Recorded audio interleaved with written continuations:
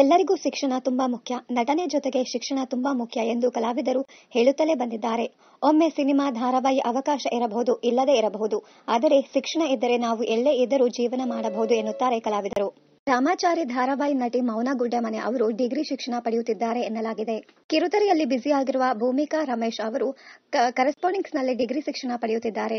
ಲಕ್ಷ್ಮೀ ಬಾರಮ್ಮ ಧಾರಾವಾಹಿಯಲ್ಲಿ ಲಕ್ಷ್ಮೀ ಪಾತ್ರ ಮಾಡುತ್ತಿರುವ ನಟಿ ಭೂಮಿಕಾ ರಮೇಶ್ ಅವರ ವಯಸ್ಸು ಇನ್ನೂ ಚಿಕ್ಕದು, 19 ವರ್ಷ ಎನ್ನಲಾಗಿದೆ. ಡಿಗ್ರಿ ಶಿಕ್ಷಣ ಪಡೆದ ನಂತರದಲ್ಲಿ ಭೂಮಿಕಾ ಅವರು ನಟನೆ ಜೊತೆಗೆ ಬೇರೆ ರಂಗದಲ್ಲಿಯೂ ಕೆಲಸ ಮಾಡಲಿದ್ದಾರೆ ಎಂದು ಕಾದು ನೋಡಬೇಕಿದೆ. ಕಿನ್ನರಿ ಧಾರಾವಾಹಿ ಬಿಗ್ ಬಾಸ್ ಕನ್ನಡ ಸೀಸನ್ 7 ಸ್ಪರ್ಧಿ ಭೂಮಿ ಶೆಟ್ಟಿ ಅವರು ಇಂಜಿನಿಯರಿಂಗ್ ಅನ್ನ ಅರ್ಧಕ್ಕೆ ಬಿಟ್ಟಿದ್ದರು. ಇತ್ತೀಚೆಗೆ ಡಿಗ್ರಿ ಪರೀಕ್ಷೆ ಮುಗಿಸಿದ್ದಾರೆ ಎನ್ನಲಾಗಿದೆ. ಈ ಬಗ್ಗೆ ಇನ್ನಷ್ಟು ಮಾಹಿತಿ ಹೊರಬೀಳಬೇಕಿದೆ. ನಮ್ಮನೆ ಯುವರಾಣಿ, ಬೆಟ್ಟದ ಹೂವು ಧಾರಾವಾಹಿಗಳಲ್ಲಿ ನಟಿಸಿರುವ ಪ್ರಕೃತಿ ಪ್ರಸಾದ್ ಅವರು ಇತ್ತೀಚೆಗೆ ಎಂಎಸ್ಸಿ ಶಿಕ್ಷಣ ಪೂರೈಸಿದ್ದಾರೆ ಎನ್ನಲಾಗಿದೆ.